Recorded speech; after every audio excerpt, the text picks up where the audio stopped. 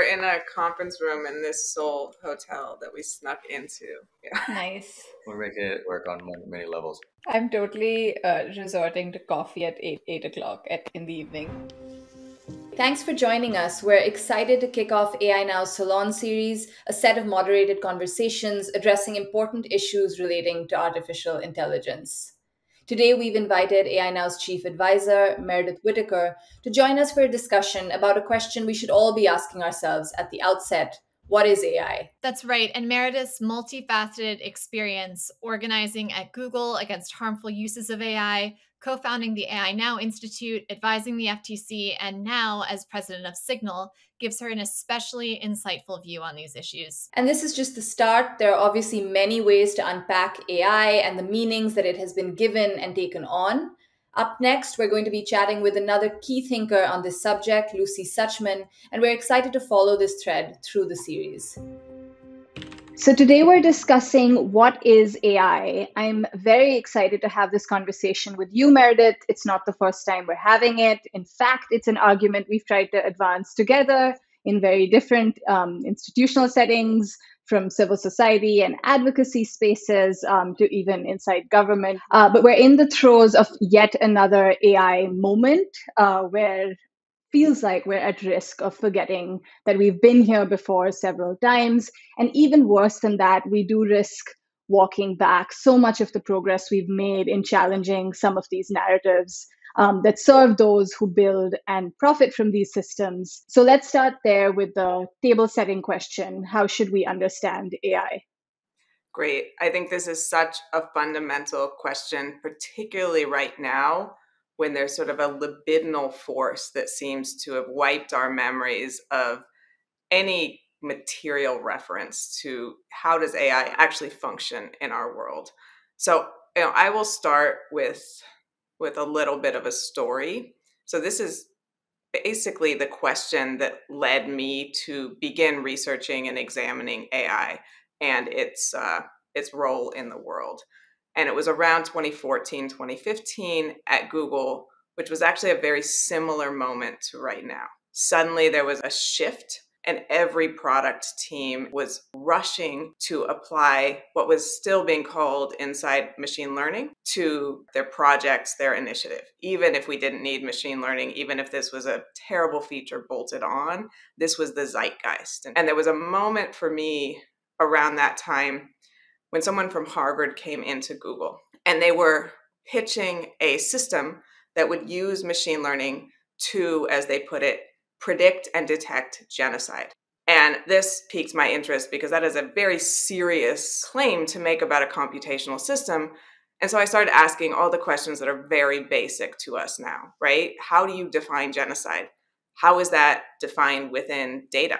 How do you get data that encapsulates genocide? How do you wrestle with the kind of story definitional issues of genocide, who it includes and who it doesn't, et cetera, et cetera, et cetera? And how do you take accountability for a prediction that might be wrong or a prediction that might itself actually catalyze violence or have a political role in the world? And this sort of set me on the path of beginning to try to figure out, what is this we're talking about? It seems like it's taking on an outside role inside the company, and it seems like it's a kind of propellant for these, again, like self-confident assertions that, as I witnessed in that meeting, were not backed by any clear thinking. And Amba, Sarah, the AI Now folks were really part of this collective analysis of what are we talking about when we talk about AI.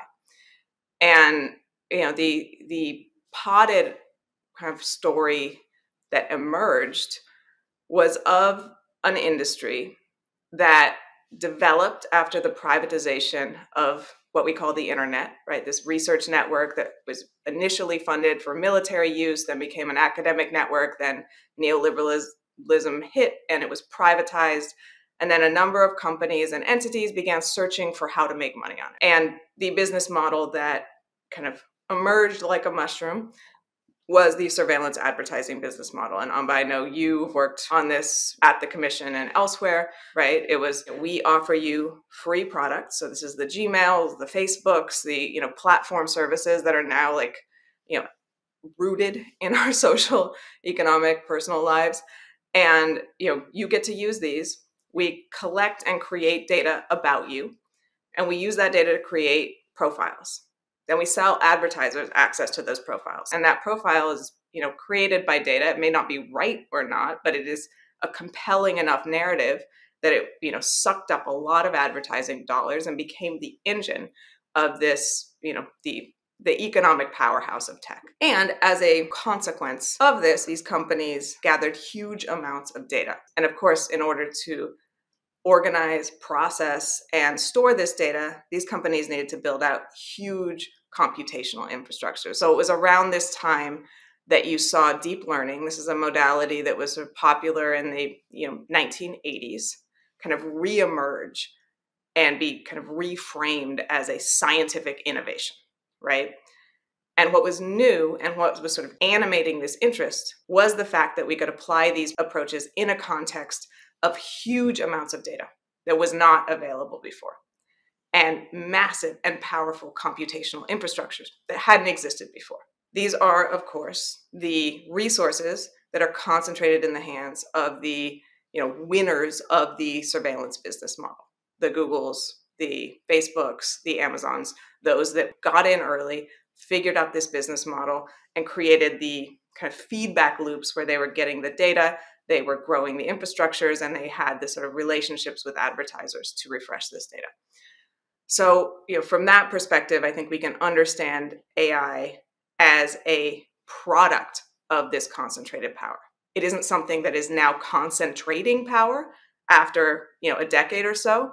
It was a response to concentrated power. And, so-called artificial intelligence becomes an answer to the question of how can we use this data otherwise? Okay, we're using it for targeted advertising. What else can we do? Well, we can train models, and then we can have AI for healthcare. We can have AI for education. We can expand into many more markets that weren't as readily available to the tech industry business model previously. And we can sort of justify this expansion based on a powerful narrative of intelligence, sentience, sort of computational precision and accuracy that is very, very compelling to a public that has been taught over the last 20 years to sort of trust and defer to, high tech, to computational technology. I want to come back to many of the threads that you just brought up. But one of the lessons for policy, and we've worked on much of this together, has been untethering AI from this life of its own and kind of grounding it in what it's actually doing and the impacts it's having. And that's been that shift from AI as this kind of larger than life term associated with these grand narratives and supplanting it with automated decision systems, which brings attention both to the supplanting of automated logics into decision making, into predictions that impact people's lives, and also decide resource allocation which impacts people in material ways, right? Our colleague Rashida Richardson has also done some of the really pioneering work on defining this term in a grounded way for the policy domain. If machine learning was the zeitgeist in 2015, generative AI is being packaged as the zeitgeist. Another kind of crucial watershed definitional moment in public and policy discourse seems to be, is generative AI really new? What is new about it? ChatGPT is this like shiny new toy that everyone can play with. And so it's brought that mythology back, and with it, as you said, the kind of risk that we walk back a lot of the progress on kind of unpacking and kind of unlearning a lot of the myths that we have been taught about AI systems. So generative AI, foundational models, general purpose AI, the singularity is never far behind, right? All these terms are floating around. What do you make of them, and kind of what is exceptional about these particular kinds of AI technologies that are dominating the headlines today, if anything? Ultimately, what I think is most new about these systems is not, the sort of a technical step change, right? We're a bit, it feels a bit like Groundhog Day. We're sort of, a little bit like 2015 again. But I think what is special about generative AI is that there's a demo. You can go onto the web and you can use, ChatGPT. You can get access to things like Stable Diffusion, and there is an example that the public is exposed to very directly of, this is the system and this is how it works. And it produces sort of, plausible results that feel real enough to ground a narrative that is, wildly overhyped about these capabilities. One of the differences is in the past you had to have discrete examples, DeepMind and Go. You had, DeepFace at Facebook, beating a benchmark, but these were, kind of examples that were then narrated out to the public. This is a massive scientific breakthrough. Here is the evidence of it. We beat, the complex game of Go, and this shows that XYZ, these systems are advancing at a rapid pace. Now you have a demo that is available to the public. And I think that is, much more powerful and in a sense, much more dangerous, because it's allowing people to sort of reach conclusions that are not sort of grounded in the accuracy or capabilities of these systems, right? It feels, you're talking to a chatbot. It feels like you're talking to a person. It feels like it's intelligent. And we're doing so much work to sort of fill that in. But I think it's, what we're seeing with ChatGPT and these other systems is brilliant marketing and sort of bringing this narrative to a public.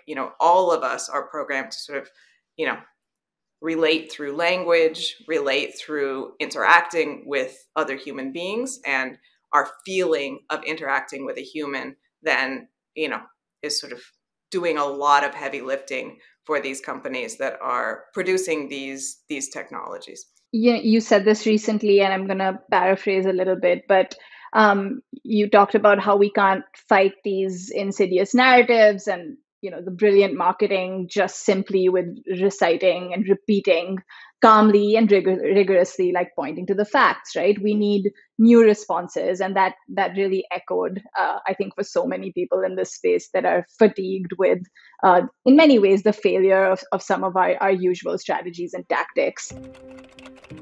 So I wonder, as someone that is probably actively thinking about this, including in your new role as Signal, what might these other responses or strategies be?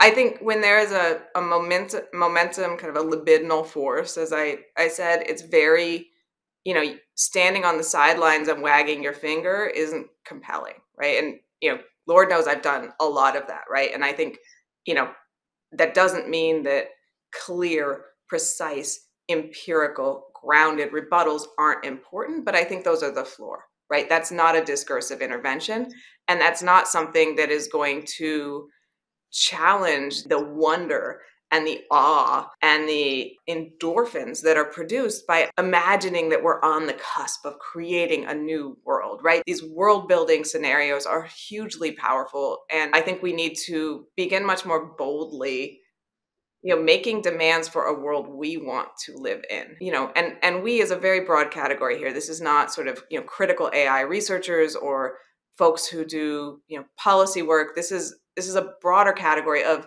the people who will be subject to these systems. And this was really, for me, this was the foundation of the organizing I did with many of my colleagues at Google.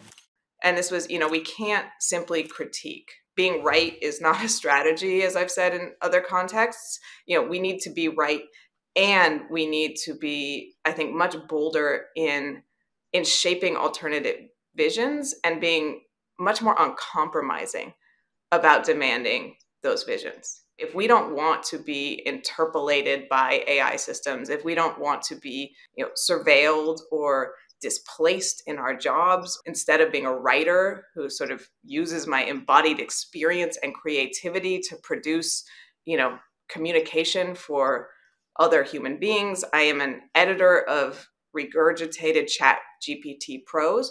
I don't want that. I don't think most people want that. And that is not inevitable. And so it really, pushing back on the vision of the world that is so powerfully being offered by these large corporations and their lackeys, and saying, no, we have a much better version of the world. It's a version of the world that, takes the material reality we're in now seriously. We have climate on the horizon. We have rising inequality. We have issues with, continued anti-Black racism, and we're not going to accept that. We're just not. And actually, that is a much bolder, much cooler, much stronger, and much more compelling place to come from. I will also say I'm probably not the person to offer that vision, but I'm always looking, who are the leaders, who are the people who are just have that spark and are narrating that. Yeah, absolutely. I want to come back to the surveillance derivatives argument. It's such a powerful way to demonstrate why there is no AI without big tech. But it's strange because we're being told right now that the AI market is is at this moment where it's kind of being broken open. It's not going to be about big tech. Open AI, Anthropic, like never mind that these companies, without exception at this point, have both kind of cloud dependencies and also massive investments from these very same companies. There seems to be an atmosphere of promise that the compute dependency argument is also kind of overblown. And we, again, like when the National AI Research Resource that was announced by the US government, the proposal spoke about democratizing AI, and we were amongst the first and few to kind of point out that this seemed a little bit like a pipe dream, and there was some maybe deliberate naivety there, because there was no this fanciful idea that you could democratize compute and AI, but you look at the fine print and it seemed like it was essentially going to result in a licensing situation between the government and Amazon or Microsoft, right? So the question I want to ask you, it's a sort of leading question, which is, what is the path to democratize AI? That term democratize is so flimsy and so powerful. So, sure, you can, if you define democracy as a representative government where we get to vote for Google or Amazon or Facebook or Microsoft, then yeah, you can democratize AI and we can vote for one of those and then, get a little access. But, that is not a sufficient definition for me or probably most people. So I think in a sense, there is a contradiction inherent in that framework, right? How do you democratize a technology that itself, in the form we're seeing it now, is a product of concentrated power? How do you democratize concentrated power? That is a deep question of governance. That is a deep question of, social structures, of distributive structures. If we, assuming we don't radically change the economic and political structures we're in, assuming we don't radically change the structures of these corporations that at this point control the resources to create AI, we're going to get to a place that looks like any sufficient definition of democracy. I think what we can do is make strong and bold and very cool demands to say no, or to say here, not there, or to say, we actually want networked computation, not just this kind of marketing term AI that is applied to these a variety of data-centric services. We want network computation and these infrastructures to serve this end and not that end. And we can begin to demand democratic control over these institutions and structures and material resources. That form is not sufficient to ensure that these powerful networked computational technologies are actually capable of serving the public good. And so the question then is, democratically, how do we deal with that fact? And Meredith, you're now at the helm of an organization that is running its own computational communications infrastructure. So I wanted to ask you, what can we learn about AI when we look at its material dimensions, as someone that has thought about this not just theoretically, but very much materially in the present and earlier as well? Signal doesn't actually run our own servers.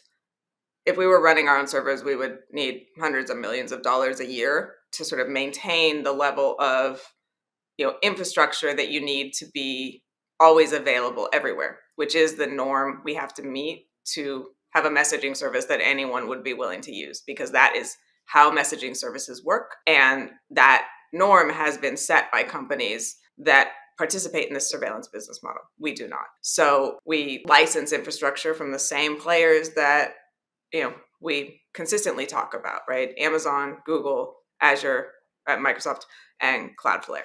And this is true of any tech startup or company outside of that big tech infrastructure ecosystem does the same. So this gets to the point of, the argument that there is a burgeoning revival in AI innovation, that we're suddenly kind of cracked open the big tech monopoly, and we have startups sort of, popping up all over the place. And this is really where the heat is, and we don't have to worry about concentrated power. Like, I think in a sense, we can't let the sort of narrative of the corporate form and the way that you're able to sort of, metastasize corporate entities, right? Google can break up into Alphabet and then claim that one of its little Alphabet subsidiaries is not actually Google, and then we're all supposed to believe that, right? Similar, Microsoft can bolt on OpenAI to its company, but say, actually, that's a separate entity. But you look at the licensing agreement, it's very clearly Microsoft, right? The entity that is going to be getting the benefits of OpenAI technology is Microsoft. And the reason OpenAI ultimately, I would say, needed to form a relationship with one of these big companies is because they can't do what they do without that infrastructure. That is a relationship built on the fact that Microsoft owns the Azure cloud, and OpenAI needs that computational resource in order to develop its massive, large language model based generative AI systems. So this is still an ecology dominated by the same players, dominated by the same logics. It's data, it's compute, it's market reach, it's capital. These are still the same entities that have those resources. And what you're seeing is a number of startups sort of skimming on top of that. Yes, you can have Anthropic, but Anthropic, I believe, is using Google Cloud resources, right? They all sort of track back to the same taproot, and that taproot is one of these large companies. So I think there's a muddying of the narrative, in part as a reaction to the kinds of critique that you and AI Now and some of the critics have been leveraging, that are pointing directly to concentration of power. And this misdirection, this saying like, well, there's a startup, so power can't be concentrated, is being used to obfuscate the persistence of that reality. Meredith, that was so illuminating. Thank you so much for joining us. Bye. All right. I'll see you. Bye, guys. Thank you. And with that, we're going to close. Tune in more from the series. This was the first of many more to come.